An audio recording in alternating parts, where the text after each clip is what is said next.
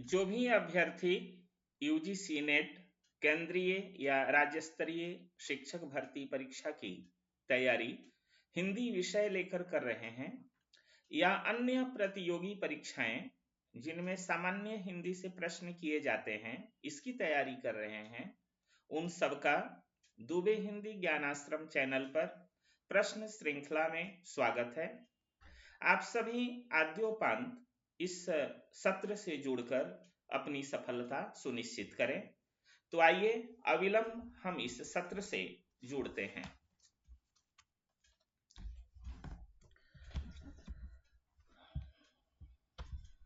पहला प्रश्न है, परमाल रासो किसकी रचना है? तो देखा जाए परमाल रासो जगनिक की रचना है। इस रचना के संबंध में थोड़ी जानकारी हम प्राप्त करें। इसका रचना काल विक्रम संवत 1230 है।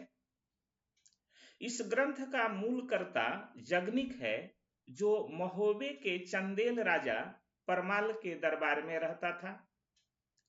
यह ग्रंथ वास्तव में वीर रसात्मक है और इसमें आल्हा और उदल की वीरता का वर्णन है।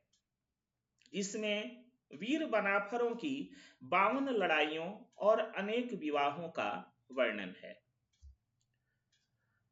आगे बढ़ते हैं। संत कबीर का जन्म कब हुआ था?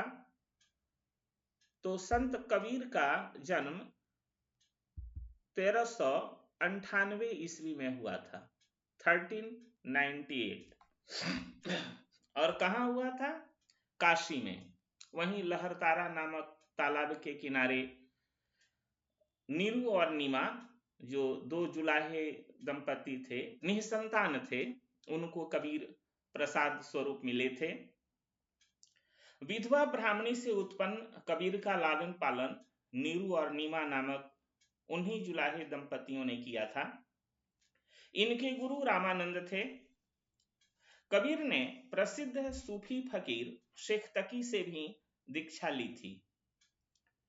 इनकी पत्नी का नाम लोई था तथा कमाल कमाली 2 बच्चे भी थे। कबीर निर्गुणवादी संत थे तथा रूढ़िवाद के कट्टर विरोधी थे। कबीर के संबंध में थोड़ी सी जानकारी हमने प्राप्त की। अब बढ़ते हैं आगे तीसरे प्रश्न की तरफ। रैदास के गुरु कौन थे? रामानंद। इनका जन्म 1377 ईस्वी में हुआ था। किसका? रैदास का। इन्हें रविदास भी कहते हैं। ये जाति के चमार थे। इन्होंने सिद्ध कर दिया, जाति पाति पूछे नहीं कोई, हरि को भजै सो हरि को होई। रैदास मीरा के गुरु थे। यह प्रश्न भी आता है कि मीरा के गुरु कौन थे? तो मीरा के गुरु रैदास थे। रैदास के पद गुरु ग्रंथ साहिब में संग्रहित हैं। ये मध्य काल के एक प्रसिद्ध भारतीय संत तथा समाज सुधारक थे। समझ लीजिए कि कबीर और रैदास दोनों गुरु भाई थे। दोनों के गुरु रामानंद थे। चौथा प्रश्न है, मधुमालती के रचयिता कौन है? मंझन है। मधुमालती के रचयिता कौन है? मंझन। मधुमालती की रचना 1545 ईस्वी में हुई थी, 1545 में। यह एक प्रेम कथा है जिसमें कनकगिरी नगर के राजा सूरजभान के पुत्र मनोहर और महारस नगर के राजा विक्रम राय की कन्या मधुमालती के प्रेम का वर्णन है। मंझन के गुरु का नाम शेख मुहम्मद गौस था और इस रचना की भाषा अवधी है। मधुमालती किस भाषा में विरचित है? अवधी में। चलिए आगे बढ़ते हैं। उत्तर मध्यकाल अर्थात रीतिकाल की समय सीमा क्या है? तो रीतिकाल की समय सीमा है विक्रम संवत 1700 से 1900 तक। ठीक है, विक्रम संवत 1700 से 1900 तक। विक्रम संवत ईसवी सन से 57 साल आगे चलता है, ऊपर चलता है। अगर इसमें ईसवी निकालनी हो, सन निकालना हो, तो 57 साल मतलब 57 आप घटा देंगे, ईसवी निकल जाएगी।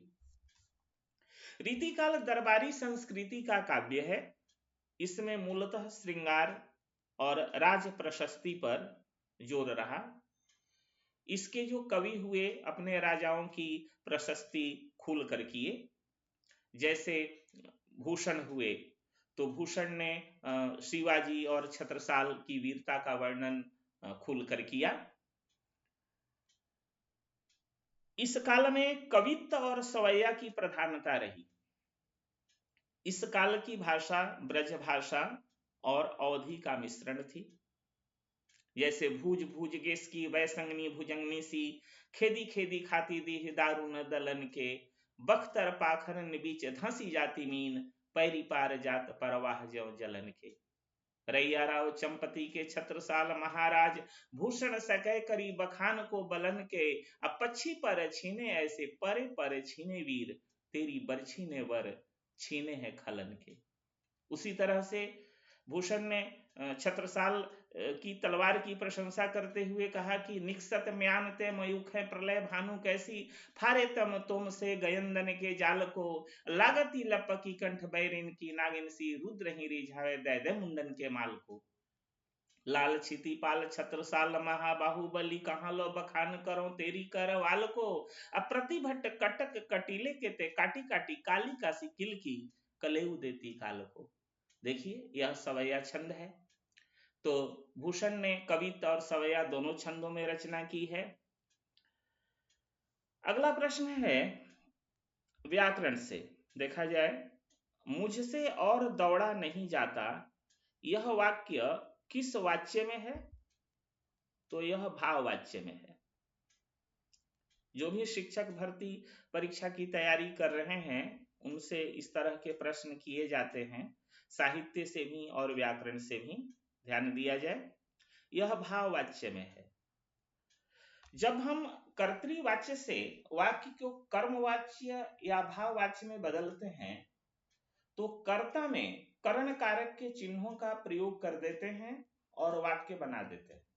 ध्यान से सुनिएगा, जब भी हम कर्तृवाच्य से वाक्य को कर्मवाच्य या भाववाच्य में बनाते हैं, परिवर्तित करते हैं, तो पहला नियम है कि कर्ता में हम तृतीया विभक्ति का प्रयोग कर देते हैं, मतलब करण कारक का प्रयोग कर देते हैं और वाक्य बना देते हैं। तो करण कारक का चिन्ह क्या है? से, द्वारा, यही चिन्ह है। तो इसका प्रयोग करके हम वाक्य बना दिए। क्रिया अगर सकर्मक है तो वाक्य अपने आप कर्मवाच्य में चला जाएगा। क्रिया यदि अकर्मक है तो वाक्य भाववाच्य में चला जाएगा। कर्तृवाच्य की क्रिया सकर्मक और अकर्मक दोनों होती है। जैसे मैं पुस्तक पढ़ता हूं, तो पढ़ता हूं क्रिया सकर्मक है क्योंकि पुस्तक यहां कर्म है। मैं पुस्तक पढ़ता हूं, क्या पढ़ता हूं? पुस्तक, तो पुस्तक कर्म है, तो यह क्रिया जो है सकर्मक है। वह हंस रहा है, तो हंस रहा है, हंसना क्रिया अकर्मक है। वहां क्या हंस रहा है, किसको हंस रहा है, ऐसा आप प्रश्न करेंगे तो उत्तर नहीं मिलेगा, कर्म नहीं है, वह हंस रहा है, तो हंस रहा है क्रिया अकर्मक है। तो लेकिन दोनों कर्तृवाच्य के वाक्य हैं। मैं पुस्तक पढ़ रहा हूं, वह हंस रहा है, चाहे क्रिया अकर्मक हो या सकर्मक हो, कर्तृवाच्य में ऐसा प्रयोग होता है। लेकिन जब आप कर्मवाच्य में वाक्य को बदलते हैं तो जो सकर्मक क्रिया का वाक्य है वही कर्मवाच्य में बदलेगा। जैसे मैं पुस्तक पढ़ता हूं, कर्तृवाच्य, मुझसे पुस्तक पढ़ी जाती है, कर्मवाच्य, क्योंकि पुस्तक कर्म है, पुस्तक की प्रधानता है यहां। तो मुझसे पुस्तक पढ़ी जाती है, पुस्तक स्त्रीलिंग है तो पढ़ी जाती है, क्रिया देखिए स्त्रीलिंग है, क्रिया एक वचन है, पुस्तक एक वचन है। मतलब क्रिया के लिंग वचन पुरुष यदि कर्ता के अनुसार हो तो वाक्य कर्तृवाच्य में, कर्म के अनुसार हो तो वाक्य कर्मवाच्य में, और भाव के अनुसार हो तो वाक्य भाववाच्य में। ध्यातव्य है कि भाववाच्य की क्रिया हमेशा अकर्मक होती है, एक वचन में होती है और पुल्लिंग होती है, यही ध्यान दिया जाएगा।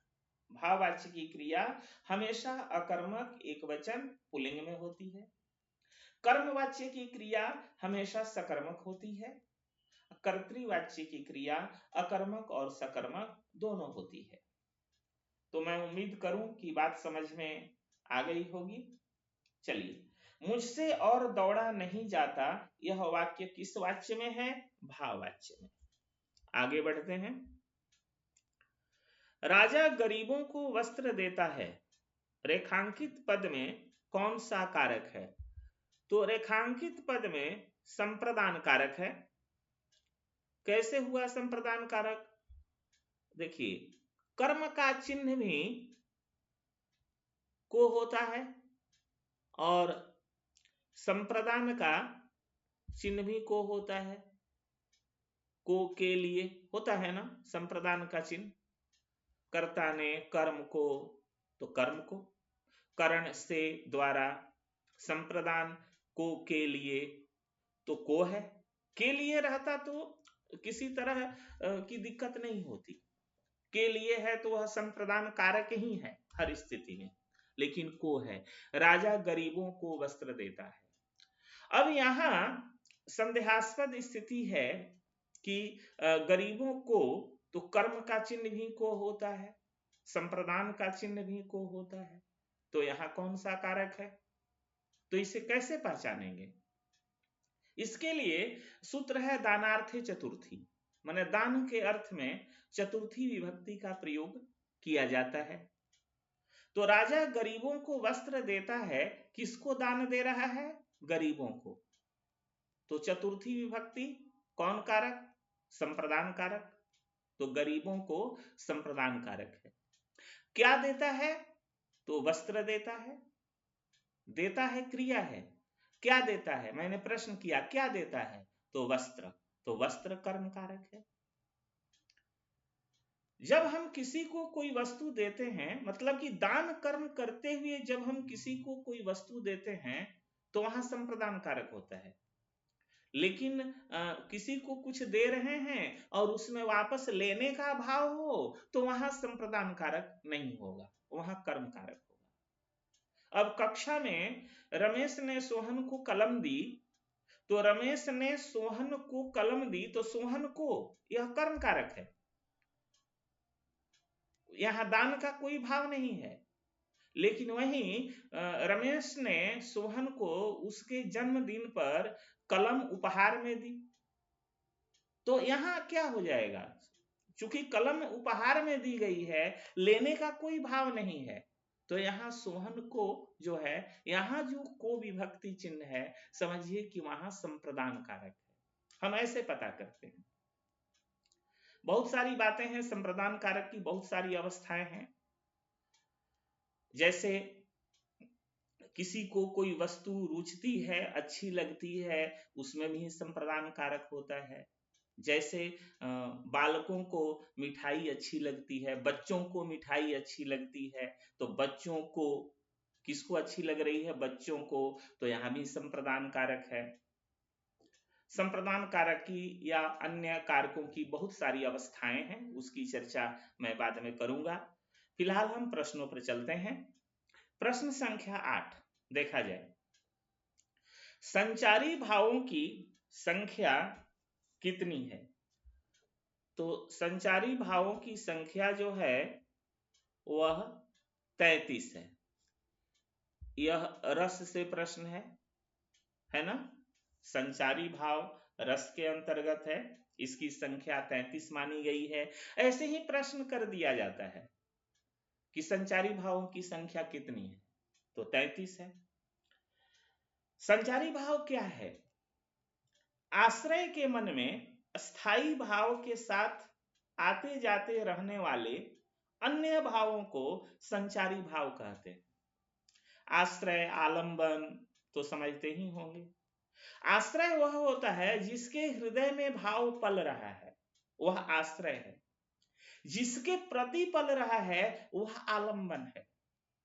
कभी कभी आश्रय और आलंबन की भूमिका दोलाचल भी हो जाती है। चलिए यहां हम यह समझते हैं कि आश्रय के मन में स्थायी भाव के साथ आते जाते रहने वाले जो अन्य भाव हैं उन्हें ही संचारी भाव कहते हैं। इन्हें व्यभिचारी भाव भी कहते हैं, क्योंकि एक ही संचारी भाव कई रसों के साथ हो सकता है, संभव है। साथ ही यह पानी के एक बुलबुले की तरह उठता है और शांत हो जाता है, इसलिए इसे व्यभिचारी भाव भी हम कहते हैं। चलिए अब आगे बढ़ते हैं। प्रश्न संख्या 9, कनक कनकते सौगुनी मादकता अधिकाय। देखिए यह बिहारी की पंक्ति है। बिहारी का प्रसिद्ध दोहा है, यह यमक अलंकार का उदाहरण है। कनक कनकते सौगुनी मादकता अधिकाय, वाह खात बौरात है वाह पाए बौराय। तो एक कनक का अर्थ होता है धतूरा, एक कनक का अर्थ होता है सोना। तो कनक कनकते सौगुनी माने धतूरे और सोने में सौगुनी अधिक मादकता है। तो वह खाए बौरात है, वही कनक है धतूरा, उसमें बहुत नशा होता है। तो उस धतूरे के बीज को खाकर, धतूरा का जो बीज होता है उसमें बहुत नशा होता है, तो उस धतूरे को खाकर कोई बौरा जा रहा है, बेसुध हो जा रहा है। उसी तरह कनक सोना, सोना धन दौलत का प्रतीक है, तो उसे पाकर के भी, धन दौलत को प्राप्त करके भी लोग बौरा जाते हैं। जिसके पास असीम धन संपदा हो वह भी बौरा जाता है। तो बिहारी तो विशुद्ध है, मानक ब्रज भाषा में लिखते थे। उनकी तो एक ही रचना है बिहारी सतसई। और यह प्रश्न आता है कि ऐसा कौन सा कवि है, माने हिंदी साहित्य में, हिंदी साहित्य के इतिहास में ऐसा कौन सा कवि है जिसकी मात्र एक कृति है, मतलब जिसने एक रचना करके साहित्य संसार में अमर हो गया, तो वह बिहारी लाल है। ठीक है। और यमक अलंकार का सौंदर्य देखिए कि काव्य की पंक्तियों में एक शब्द दो या दो से अधिक बार आया हो और उसके अर्थ अलग अलग हो तो वहां यमक अलंकार होता है। जैसे देखिए कनक कनकते सौगुनी, तो कनक शब्द 2 बार आया, तो एक कनक का अर्थ है धतूरा, एक कनक का अर्थ है सोना। इसी तरह से कबीर का दोहा देखिए, कबीर की साखी कि माला फेरत जुग गया फिरा न मन का फेर, कर का मन का डारी दे मन का मन का फेर। तो मन का देखिए एक शब्द 2 बार 3 बार आ रहे हैं, उसके अर्थ अलग अलग हैं, तो यहां पर यमक अलंकार है। बहुत सारे उदाहरण हैं। काली घटा का घमंड घटा, तो यहाँ काली घटा घमंड घटा, तो काली घटा यहाँ काले बादल, यहाँ घटा का अर्थ है बादल, और घमंड घटा मतलब कि घमंड कम हो गया। तो एक जगह घटा का अर्थ है बादल, एक जगह घटा का अर्थ है कम होना। तो इस तरह से समझ लीजिए कि काव्य की पंक्तियों में एक शब्द का प्रयोग 2 या 2 से अधिक बार हुआ हो और उसके अर्थ अलग अलग हों तो वहां यमक अलंकार होता है। चलिए अब आगे बढ़ते हैं। मैं खाना खाकर लेटा कि पेट में दर्द होने लगा। रचना के आधार पर वाक्य के प्रकार बताइए। अब देखिए यह है मिश्र वाक्य। तो रचना के आधार पर वाक्य का प्रकार बतलाना है, तो मिश्र वाक्य है। कैसे हुआ जी? रचना के आधार पर वाक्य के 3 प्रकार होते हैं, सरल या साधारण वाक्य, मिश्र या मिश्रित वाक्य, संयुक्त वाक्य। ठीक है। तो सरल वाक्य में क्या होता है कि एक ही क्रिया होती है, कोई आश्रित या प्रधान उपवाक्य उसमें नहीं होता है। वाक्य अपने आप में पूरी तरह स्वतंत्र होता है। जैसे नेताजी ने भाषण दिया, माली ने पौधा लगाया, शिक्षक पढ़ा रहे हैं, छात्र पढ़ रहे हैं, तो आप देख रहे हैं कि यह सरल वाक्य है, इसमें एक ही क्रिया है। कर्ता दो हो सकते हैं, जैसे मोहन और सोहन मैदान में दौड़ रहे हैं, यह भी सरल वाक्य है। तो मोहन और सोहन, यहां तो केवल दो पद आपस में जुड़ रहे हैं, दो वाक्य नहीं जुड़ रहे हैं, दो उपवाक्य भी नहीं जुड़ रहे हैं, तो यह सरल वाक्य है। मोहन मैदान में दौड़ रहा है, मोहन और सोहन मैदान में दौड़ रहे हैं, मैदान में खेल रहे हैं, तो केवल पद और से जुड़ जाने से संयुक्त वाक्य नहीं होता है, यह सरल वाक्य है। ठीक है, वाक्य अपने आप में स्वतंत्र है, क्रिया एक ही है। मिश्र वाक्य की पहचान क्या है कि एक प्रधान उपवाक्य के साथ साथ कोई आश्रित उपवाक्य भी हो, उसे हम मिश्र वाक्य कहते हैं। जैसे देखिए, मैं खाना खाकर लेटा प्रधान उपवाक्य है, कि पेट में दर्द होने लगा, पेट में दर्द होने लगा, यह आश्रित उपवाक्य है। तो जरूरी नहीं है कि प्रधान उपवाक्य पहले आएगा और आश्रित उपवाक्य बाद में। आश्रित उपवाक्य भी पहले आ सकता है, प्रधान उपवाक्य बाद में जा सकता है। जैसे एक वाक्य लीजिए, उस लड़के को बुलाओ जो नीली कमीज पहने है, तो उस लड़के को बुलाओ प्रधान उपवाक्य, जो नीली कमीज पहने हैं आश्रित उपवाक्य। बदल दीजिए, जो नीली कमीज पहने हैं उस लड़के को बुलाओ, तो आश्रित उपवाक्य पहले आ गया, प्रधान उपवाक्य बाद में चला गया। तो आप समझ लीजिए कि यह आवश्यक नहीं है कि प्रधान उपवाक्य पहले रहेगा, पहले आश्रित उपवाक्य भी रह सकता है। तब देखिए, इसमें एक प्रधान उपवाक्य के साथ साथ एक आश्रित उपवाक्य भी है। मिश्र वाक्य को पहचानने का यही तरीका है ना। तो जरूरी नहीं है कि यहां लगी हुई है तो सब मिश्र वाक्य में की ही लगी रहेगी, एकदम नहीं। ठीक है, आश्रित उपवाक्य तीन प्रकार होते हैं, तीन भेद होते हैं। संज्ञा आश्रित उपवाक्य, विशेषण आश्रित उपवाक्य, क्रिया विशेषण आश्रित उपवाक्य। तो इसकी चर्चा भी हम विस्तार से करेंगे। अभी आप इतना समझ लीजिए कि यह मिश्र वाक्य है। संयुक्त वाक्य में क्या होता है कि दो या दो से अधिक सरल या मिश्र वाक्य जब संयोजक अव्ययों के द्वारा आपस में जुड़ते हैं तो संयुक्त वाक्य बनता है। संयोजक अव्यय क्या है? समुच्चय बोधक अव्यय हम पढ़े हैं। तो समुच्चय बोधक अव्यय के भी दो प्रकार होते हैं, समानाधिकरण समुच्चय बोधक और व्यधिकरण समुच्चय बोधक। तो समानाधिकरण समुच्चय बोधक जैसे देखिए, और, तथा, किंतु, परंतु, बल्कि, इसलिए, अथवा, या, ये सब क्या है? ये सब समानाधिकरण समुच्चय बोधक अव्यय है। कि देखिए, मैं खाना खाकर लेटा कि पेट में दर्द होने लगा, कि जो है व्यधिकरण समुच्चय बोधक है। तो व्यधिकरण समुच्चय बोधक का प्रयोग मिश्र वाक्यों में हम करते हैं। समानाधिकरण समुच्चय बोधक अव्यय का प्रयोग हम किस में करते हैं? संयुक्त वाक्य में।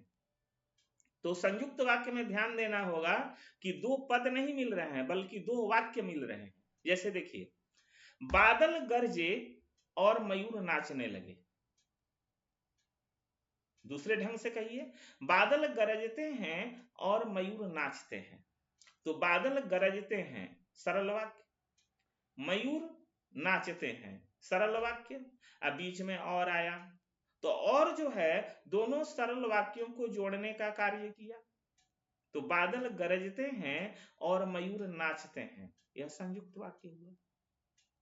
दो मिश्र वाक्य भी जुड़ेंगे इसी तरह से। जैसे देखिए, मैं खाना खाकर लेटा कि पेट में दर्द होने लगा, मिश्र वाक्य। देखिए, मैं खाना खाकर लेटा कि पेट में दर्द होने लगा और दर्द इतना बढ़ा कि तुरंत डॉक्टर को बुलाना पड़ा। तो देखिए, और डॉक्टर को दर्द इतना बढ़ा कि, तो दर्द इतना बढ़ा कि तुरंत डॉक्टर को बुलाना पड़ा, यह भी मिश्र वाक्य। मैं खाना खाकर लेटा कि पेट में दर्द होने लगा, यह भी मिश्र वाक्य। ये दोनों मिश्र वाक्य और से जुड़ रहे हैं। पूरा वाक्य देखिए, मैं खाना खाकर लेटा कि पेट में दर्द होने लगा और दर्द इतना बढ़ा कि तुरंत डॉक्टर को बुलाना पड़ा। यहाँ दो दो मिश्र वाक्य आपस में जुड़ रहे हैं, तो यह संयुक्त वाक्य हुआ। तो सरल वाक्य आपस में जुड़े या मिश्र वाक्य आपस में जुड़ करके वाक्य बनाएं तो ऐसा वाक्य संयुक्त वाक्य कहलाता है। ठीक है, चलिए आगे बढ़ते हैं। यह साहित्य का प्रश्न है। अयोध्या सिंह उपाध्याय हरिऔध किस युग के कवि थे? तो अयोध्या सिंह उपाध्याय हरिऔध द्विवेदी युग के कवि थे। ठीक है जी। द्विवेदी युग की समय सीमा क्या है? 1900 से लेकर 1920 ईस्वी तक। द्विवेदी युग महावीर प्रसाद द्विवेदी के नाम पर पड़ा है। बहुत लोग संशय की स्थिति में रहते हैं। कुछ लोगों को लगता है कि हजारी प्रसाद द्विवेदी, महावीर प्रसाद द्विवेदी, कौन द्विवेदी? तो इतना समझ लें कि द्विवेदी युग जो है यह महावीर प्रसाद द्विवेदी के नाम पर पड़ा हुआ है। ठीक है, आगे बढ़ते हैं। कश्मीर सुषमा किसकी रचना है? कश्मीर सुषमा किसकी रचना है? तो श्रीधर पाठक की रचना है। ये भी द्विवेदी युग के कवि हैं। ये स्वच्छंदतावादी काव्य धारा के प्रमुख कवि माने जाते हैं। इन्होंने कालिदास की रचना ऋतु संहार का हिंदी में अनुवाद किया। यह भी प्रश्न आता है कि कालिदास की रचना ऋतु संहार का हिंदी में अनुवाद किसने किया है? 4 विकल्प दे दिए गए और उसमें से एक सही है, श्रीधर पाठक, बाकी विकल्प गलत हैं। तो आपको जब याद होगा तभी आप इस प्रश्न का उत्तर दे पाएंगे। साथियों, मैं जो भी चर्चा कर रहा हूं उससे भी बहुत सारे प्रश्न बनेंगे, आप ध्यान दीजिएगा। अगला प्रश्न है, कैप्सूलवाद के प्रवर्तक कौन थे? तो कैप्सूलवाद के प्रवर्तक थे ओंकारनाथ त्रिपाठी। बहुत सारे वाद हैं, है ना? कैप्सूलवाद, मांसलवाद, स्वच्छंदतावाद, छायावाद, रहस्यवाद, प्रगतिवाद, प्रयोगवाद, तो बहुत सारे वाद हैं और उसके जो प्रवर्तक हैं उनका नाम याद रखना पड़ता है। चलिए, तो कैप्सूलवाद के प्रवर्तक कौन थे? ओंकारनाथ त्रिपाठी। आगे बढ़ते हैं। प्रश्न संख्या 14, नागरी प्रचारणी सभा की स्थापना कब हुई? कब हुई? 1893 ईस्वी, 1893।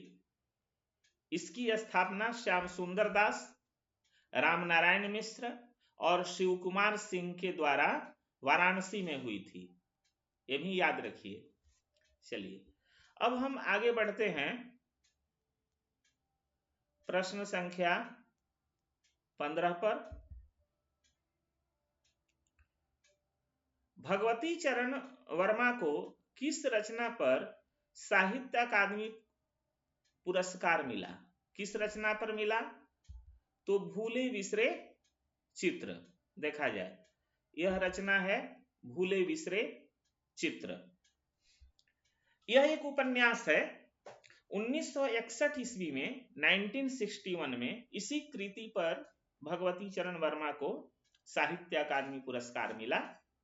चलिए, ठीक है, आगे बढ़ते हैं। नीला चांद किसकी रचना है? तो शिव प्रसाद सिंह। ये भी जाने माने उपन्यासकार हैं, कथाकार हैं, है ना? नीला चांद इन्हीं की रचना है, शिव प्रसाद सिंह की। और इनकी पहली कहानी दादी माँ आपने पढ़ी होगी किसी कक्षा में। तो यह एक उपन्यास है। नीला चांद जो है एक उपन्यास है तथा इसी उपन्यास पर 1992 ईस्वी में, 1992 में शिव प्रसाद सिंह को व्यास सम्मान मिला था, है ना? इस रचना पर इन्हें व्यास सम्मान मिला था। आगे बढ़ते हैं। योगचर्या के रचनाकार कौन है? डोम्भिपा। यह रचना आदिकालीन है। आदिकाल की समय सीमा क्या है? पहले पढ़ चुके हैं आप पिछले सत्र में। विक्रम संवत 1050 से 1375 तक यही माना जाता है आदिकाल। चलिए अगला प्रश्न है, केदारनाथ सिंह किस सप्तक के कवि हैं? तो केदारनाथ सिंह तीसरा सप्तक के कवि हैं। 1959 ईस्वी में, मतलब 1959 में तीसरा सप्तक प्रकाशित हुआ था। चलिए अगला प्रश्न है, प्रथम हिंदी दैनिक समाचार किसे माना जाता है? सुधावर्षण। प्रथम हिंदी दैनिक समाचार किसे माना जाता है? सुधावर्षण को। यह पत्र सर्वप्रथम 1854 ईस्वी में, मतलब 1854 में कलकत्ता से प्रकाशित हुआ था तथा इसके संपादक श्याम सुंदर सेन थे। अब देखिए प्रश्न ऐसे ही बनेगा कि सुधावर्षण प्रथम हिंदी दैनिक समाचार पत्र कब प्रकाशित हुआ? तो 1854 ईस्वी में। फिर प्रश्न बनेगा कि कहां से प्रकाशित हुआ? तो कलकत्ता से। फिर प्रश्न बनेगा इसके संपादक कौन थे? तो श्याम सुंदर सेन। देखिए एक प्रश्न में 3-3 4-4 प्रश्न आ रहे हैं। चलिए आगे बढ़ते हैं। द्वितीय विश्व हिंदी सम्मेलन कब हुआ था? 1976 ईस्वी। 1976 ईस्वी में हुआ था, 1976 में। यह सम्मेलन कहां हुआ था? मॉरिशस में। यह भी एक प्रश्न बनता है, यह सम्मेलन कहां हुआ था? तो मॉरिशस में हुआ था। चलिए अब आगे बढ़ते हैं हम लोग। प्रश्न संख्या 20 तक हम लोगों ने कर लिया। हाँ, यह प्रश्न देखें, छायावाद की प्रथम कृति कौन सी है? तो छायावाद की प्रथम कृति है झरना। देखा जाए इसकी रचना कब हुई थी? यह भी एक प्रश्न बना। 1918 में। इसके रचनाकार कौन थे? तो छायावाद के प्रवर्तक जयशंकर प्रसाद। देखिए कितने प्रश्न बने। इसकी रचना कब हुई? 1918 ईस्वी में। इसके रचनाकार कौन थे? तो जयशंकर प्रसाद। फिर प्रश्न बना छायावाद के प्रवर्तक कौन थे? तो जयशंकर प्रसाद। आगे देखिए प्रश्न संख्या 22, यदि प्रबंध काव्य एक विस्तृत वनस्थली है तो मुक्तक चुना हुआ गुलदस्ता, यह कथन किसका है? तो इस तरह के प्रश्न आते हैं कि यह पंक्ति किसकी है, यह कथन किसका है। तो कुछ महत्वपूर्ण कवि लेखक हैं जिनकी पंक्तियों के संदर्भ में पूछा जाता है। तो देखिए ये है आचार्य शुक्ल। यह कथन किसका है? तो आचार्य शुक्ल का है। आचार्य शुक्ल मतलब आचार्य रामचंद्र शुक्ल। इन्होंने ही हिंदी साहित्य का इतिहास लिखा, जो अन्य साहित्य इतिहास काफी प्रामाणिक माना जाता है। माने अन्य साहित्यकारों ने जो साहित्य इतिहास लिखा उससे यह काफी प्रामाणिक माना जाता है। इनका इतिहास, रामचंद्र शुक्ल का हिंदी साहित्य का इतिहास, जिसमें काल विभाजन जो है वह काफी प्रामाणिक है। 4 भागों में है काल विभाजन। काल विभाजन के 4 प्रकार बतलाए गए हैं इसमें। चलिए आगे बढ़ते हैं। मीमांसा दर्शन किसका है? तो मीमांसा दर्शन जैमिनी का है। जैमिनी यह दर्शन धर्म को जीवन का नियामक सिद्धांत मानता है, जिसका पालन वैदिक कर्मों के माध्यम से करना चाहिए। प्रश्न संख्या 24, हिंदी साहित्य का अतीत किसने लिखा? किसने लिखा? विश्वनाथ प्रसाद मिश्र ने। देखिए ये सारे प्रश्न वन लाइनर हैं, मतलब एक एक पंक्ति में आपको उत्तर मिल जा रहा है। अब बहुवैकल्पिक प्रश्न बनाए जाएं तो फिर चारों विकल्प पढ़ने पड़ेंगे, फिर उसमें से एक का उत्तर देना होगा। अच्छा है कि प्रश्न का सीधा उत्तर आपको मिल जा रहा है। हिंदी साहित्य का अतीत किसने लिखा है? तो विश्वनाथ प्रसाद मिश्र ने लिखा है। अब प्रश्न बनेगा यह कितने भागों में है? तो यह 2 भागों में है। इस पुस्तक में हिंदी साहित्य के साथ साथ भाषा और देश के अतीत की झलकियां भी देखने को मिलती हैं। चलिए अगला प्रश्न, बंगाली तथा असमिया उपभाषाएं किस अपभ्रंश से विकसित हुई हैं? तो मागधी। बंगाली तथा असमिया उपभाषाएं मागधी अपभ्रंश से विकसित हुई हैं। मागधी अपभ्रंश से बिहारी, उड़िया, मैथिली आदि उपभाषाएं भी विकसित हुई हैं। मान लीजिए कि यहाँ प्रश्न बना है बंगाली तथा असमिया उपभाषाओं के संबंध में, कहीं बिहारी पूछ दे, उड़िया पूछ दे, मैथिली पूछ दे, तो ये सभी मागधी अपभ्रंश से ही विकसित हुई हैं। आगे बढ़ते हैं। हिंदी भाषा किस भाषा परिवार के अंतर्गत आती है? भारोपीय। भारोपीय भाषा परिवार के अंतर्गत हिंदी, अंग्रेजी, स्पेनिश, फ्रेंच, रूसी, जर्मन, पुर्तगाली, फारसी, बंगाली, नेपाली, मराठी, संस्कृत, उर्दू, गुजराती भाषाएं आती हैं। ये सभी भाषाएं भारोपीय के अंतर्गत है। चलिए अगला प्रश्न है, ह्रस्वी, दीर्घी, ह्रस्व, दीर्घ किस स्वर के अंतर्गत आते हैं? तो किस स्वर के अंतर्गत आते हैं? सम्मिश्र स्वर। ऐसे तो हम लोग स्वर व्यंजन पढ़ लेते हैं, तो उसमें भी ह्रस्व स्वर, दीर्घ स्वर पढ़ लेते हैं, प्लुत स्वर पढ़ लेते हैं, हो गया।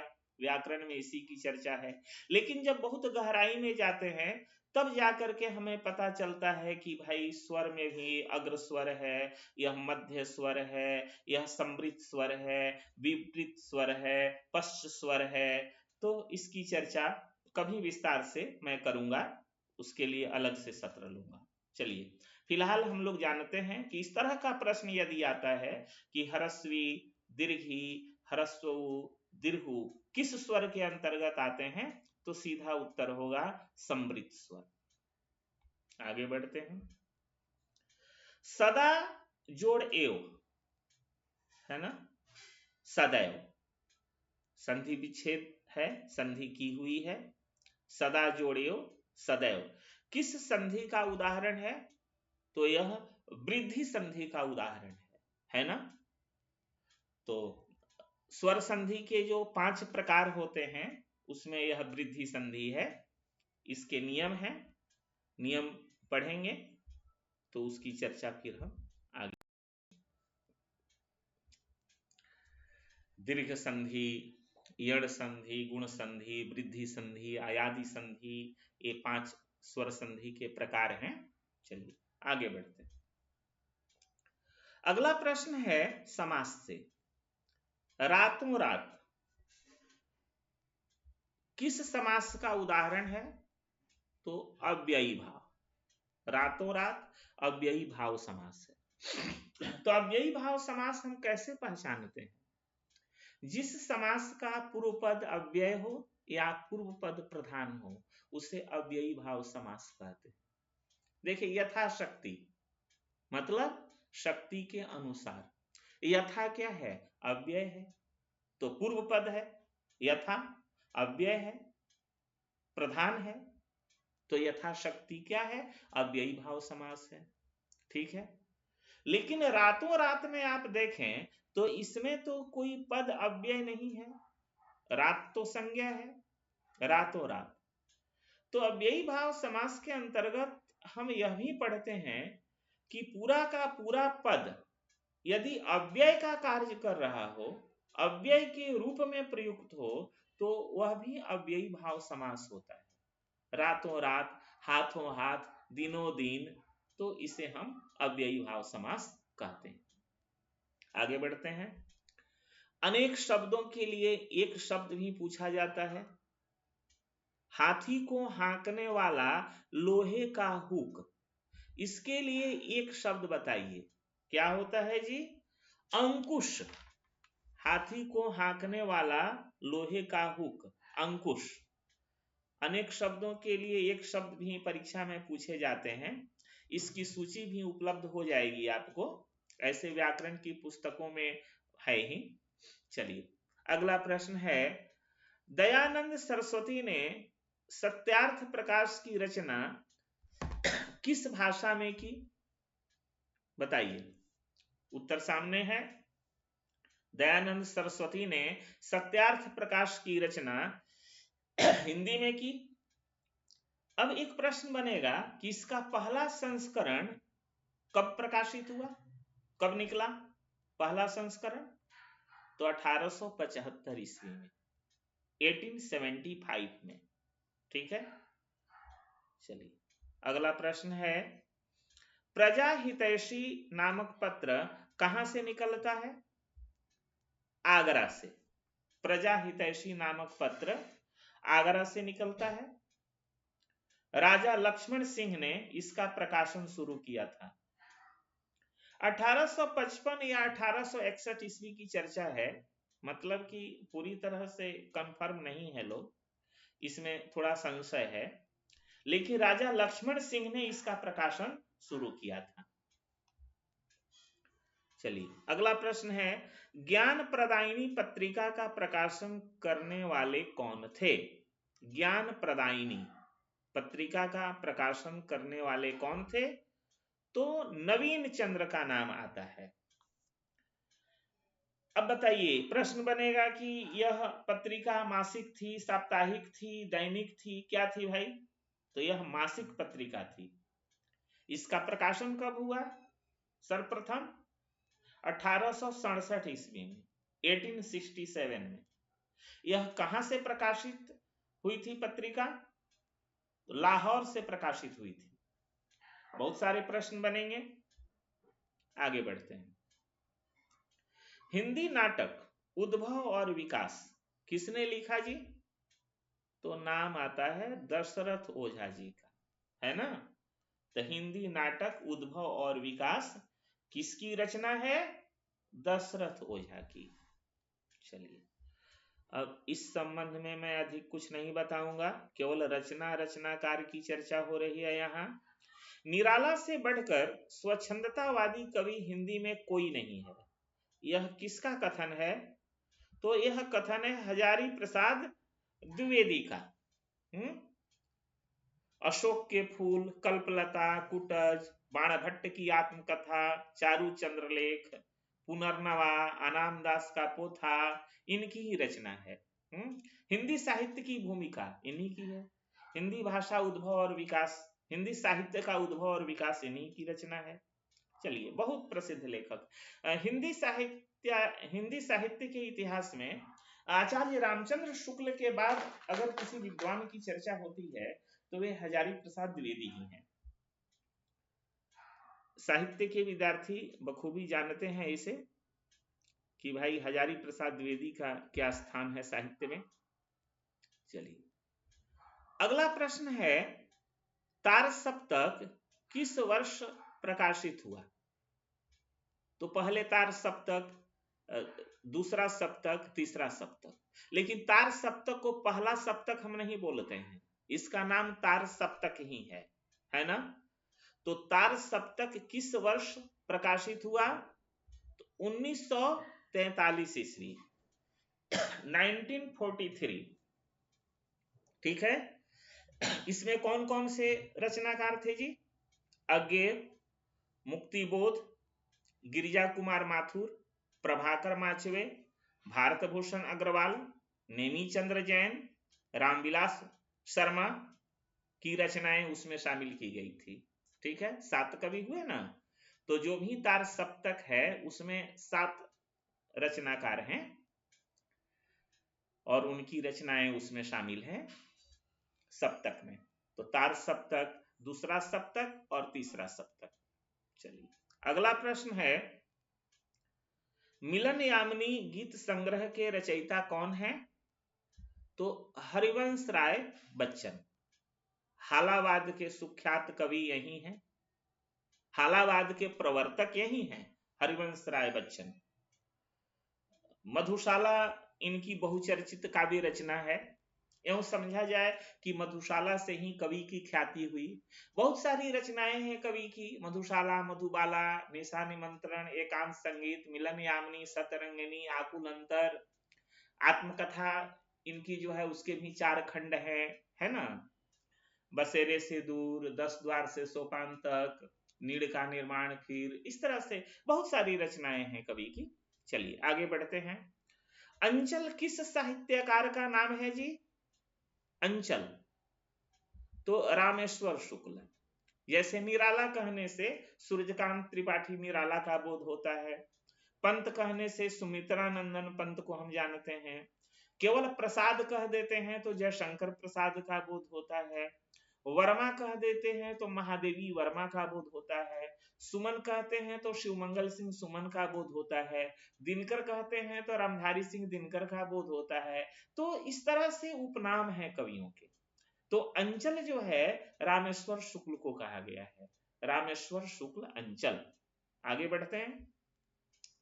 भुजंग भूषण भट्टाचार्य के छद्म नाम से कौन साहित्यकार लिखते थे?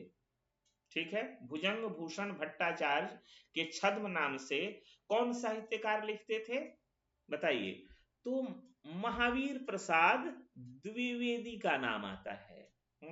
भुजंग भूषण भट्टाचार्य, बहुत महत्वपूर्ण प्रश्न है यह, इस पर छात्रों का ध्यान नहीं जाता है, लेकिन महत्वपूर्ण प्रश्न है, इसे याद कर लिया जाएगा कि भुजंग भूषण भट्टाचार्य के छद्म नाम से महावीर प्रसाद द्विवेदी लिखते थे। पहले ही मैंने बताया कि द्विवेदी युग इन्हीं के नाम से चला। 1900 से लेकर 1920 तक द्विवेदी युग माना जाता है। ठीक है, चलिए अगला प्रश्न है, तुलसीदास ने रामचरितमानस की रचना कब प्रारंभ की?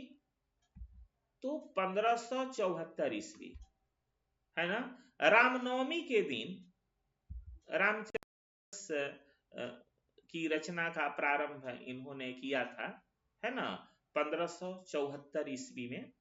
अगर विक्रम संवत की बात करें तो 1631 विक्रम संवत, 1631। ठीक है, तो विक्रम संवत में यदि हम 57 साल घटा देते हैं तो ईस्वी सन निकल जाता है। अयोध्या में रामनवमी के दिन इसकी रचना शुरू की थी, उन्होंने लगभग 2.5 वर्षों में पूरा किया, है ना। आगे बढ़ते हैं। प्रश्न संख्या 41 रामानंद के शिष्यों की संख्या कितनी मानी गई है? देखा जाए तो रामानंद के शिष्यों की संख्या 12 मानी गई है।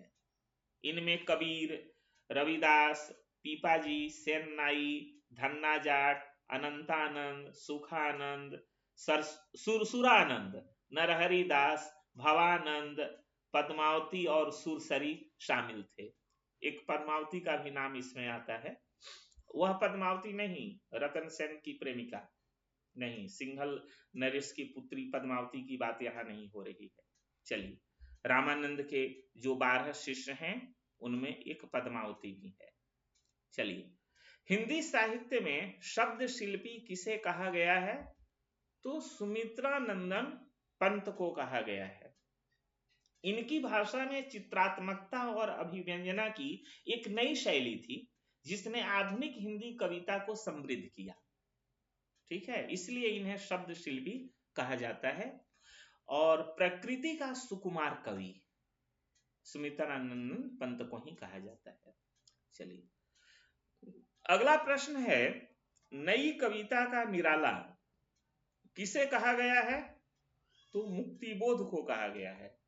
नई कविता का निराला मुक्तिबोध, पूरा नाम गजानन माधव मुक्तिबोध। निराला और मुक्तिबोध दोनों की कविताओं में शास्त्रीयता, रोमानियत और आधुनिक शिल्प का मिश्रण दिखाई देता है, इसलिए नई कविता का निराला इन्हें कह दिया गया है। दोनों ने अपनी कविताओं में अंधकार से जूझने और उससे मुक्ति पाने की व्याकुलता को व्यक्त किया है। मुक्तिबोध की एक कविता यूपीएससी के पाठ्यक्रम में अभी है ही, है ना, ब्रह्म राक्षस। पहले के पाठ्यक्रम में कविता थी अंधेरे में, इस बार है ब्रह्म राक्षस। ब्रह्म राक्षस तो बहुत दिनों से चली आ रही है कविता, ठीक है, बहुत ही चर्चित कविता है। चांद का मुंह टेढ़ा है, अंधेरे में, ब्रह्म राक्षस, ये तीनों कविताएं बहुत चर्चित हैं। चांद का मुंह टेढ़ा है तो एक पुस्तक ही है, मतलब कि उसका नाम ही है चांद का मुंह टेढ़ा है, और चांद का मुंह टेढ़ा है एक कविता भी है। चलिए आगे बढ़ते हैं। भैरव प्रसाद गुप्त के संपादन में नई कहानी नाम से जो विशेषांक निकला, उसमें कितने लेखकों की कहानियां शामिल की गई? ठीक है, प्रश्न देखिए कितना महत्वपूर्ण है। नई कहानी आंदोलन शुरू हुआ था, तो उसमें कितने लेखकों की कहानियां शामिल की गई जो भैरव प्रसाद गुप्त ने नई कहानी का संपादन किया? तो देखिए उत्तर है 18। प्रश्न एक बार और पढ़ें। भैरव प्रसाद गुप्त के संपादन में नई कहानी नाम से जो विशेषांक निकला, नई कहानी आंदोलन हुआ था लेकिन यहां विशेषांक की बात है, उसमें कितने लेखकों की कहानियां शामिल की गई? तो 18। चलिए आगे बढ़ते हैं। जयशंकर प्रसाद की अंतिम कृति कौन सी है? बहुत महत्वपूर्ण प्रश्न है यह। कामायनी। प्रथम कृति झरना है जयशंकर प्रसाद की, और अंतिम कृति कामायनी है। इसकी रचना कब हुई थी? 1936 ईस्वी में। जयशंकर प्रसाद की रचना कामायनी कब प्रकाशित हुई? 1936 ईस्वी में। ऐसे 1935 में यह रचना पूरी हो गई थी। 1936 में राम की शक्ति पूजा निराला ने लिखी थी। 1936 में प्रेमचंद का गोदान भी पूरा हुआ था। गोदान की रचना प्रेमचंद ने 1936 में की थी। प्रेमचंद का अंतिम पूर्ण उपन्यास गोदान ही माना जाता है। मंगलसूत्र तो लिख रहे थे, तो लिखने के क्रम में ही उनका देहांत हो गया था। तो 1936 ईस्वी में प्रेमचंद का देहांत हो गया था मंगलसूत्र लिखते लिखते, लेकिन गोदान पूरा कर चुके थे। गोदान भी यूपीएससी के पाठ्यक्रम में है। चलिए अगला प्रश्न है, कामायनी की रचना में प्रसाद को कितना समय लगा? ऐसा भी प्रश्न कर दिया जाता है कि कामायनी की रचना में प्रसाद को कितना समय लगा? तो 9 वर्ष। ठीक है। कामायनी के सृजन का प्रारंभ 1927 ईस्वी में बसंत पंचमी के दिन हुआ था। यह भी याद रखने की चीज है कि कामायनी के सृजन का प्रारंभ कब हुआ? तो 1927 ईस्वी में, 1927 में, बसंत पंचमी के दिन। चलिए अगला प्रश्न है, बूढ़े मुंह मुहासे, बहुत चर्चित कृति है यह, बूढ़े मुंह मुहासे। तो रचना की विधा क्या है? तो इस रचना की विधा जो है वह नाटक है। प्रश्न बनेगा कि इसके नाटककार कौन है? तो राधाचरण गोस्वामी है। ये किस प्रकार का नाटक है जी? तो यह एक प्रहसन है, अर्थात हास्य नाटक है ना। हंसी के माध्यम से बहुत सारी बातें स्पष्ट की गई हैं, व्यंग्य किया गया है। अगला प्रश्न है, भाग्यवती किस प्रकार का उपन्यास है? तो भाग्यवती किस प्रकार का उपन्यास है? तो सुधारवादी या नैतिक उपदेशात्मक, हम दोनों कहते हैं, है ना। सुधारवादी या नैतिक उपदेशात्मक दोनों कह सकते हैं आप। सुधारवादी भी कह सकते हैं, नैतिक उपदेशात्मक भी कह सकते हैं। प्रश्न बनेगा कि इसकी रचना कब हुई भाई? इस उपन्यास की रचना कब हुई? तो इस उपन्यास की रचना कब हुई? 1877 ईस्वी में, 1877 में। इसके लेखक कौन है जी? तो इसके लेखक हैं श्रद्धाराम फिलौरी। ठीक है, इसके लेखक हैं श्रद्धाराम फिलौरी। अगला प्रश्न है, नीलू नीलिमा नीलोफर के लेखक कौन हैं? तो नीलू नीलिमा नीलोफर के लेखक कौन है जी? तो उत्तर तो सामने दिया हुआ ही है, भीष्म भीष्म साहनी। ठीक है, यह उपन्यास है तथा इसकी रचना 2000 ईस्वी में हुई थी। तमस इनका प्रसिद्ध उपन्यास है भीष्म साहनी का, है ना। चलिए अगला प्रश्न है, अगला प्रश्न या अंतिम प्रश्न इसे कह सकते हैं, धूप की उंगलियों के निशान, धूप की उंगलियों के निशान कथा संग्रह के लेखक कौन हैं? तो कथा संग्रह के लेखक जो हैं वे महीप सिंह हैं। यहाँ गलत लिखा हुआ है भीष्म साहनी, इसे आप ठीक कर लेंगे, है ना। महीप सिंह नाम होना चाहिए, गलती से लिखा गया है, इसके लिए खेद है मुझे। महीप सिंह नाम लिखेंगे। इस कथा संग्रह में सुबह के फूल, उजाले के उल्लू, एक लड़की शोभा, घिराव, कुछ और कितना, कितने संबंध आदि प्रमुख कहानियां हैं। तो आप इसे ठीक कर लेंगे, यहाँ टाइप करने में मुझे कुछ कठिनाई होगी। तो धूप की उंगलियों के निशान किसकी है? तो महीप सिंह की। यह एक कथा संग्रह है, तो यह किसका कथा संग्रह है? महीप सिंह का। तो आज सिर्फ इतना ही, फिर हम लोग मिलते हैं अगले सत्र में। तब तक के लिए शुभ विदा।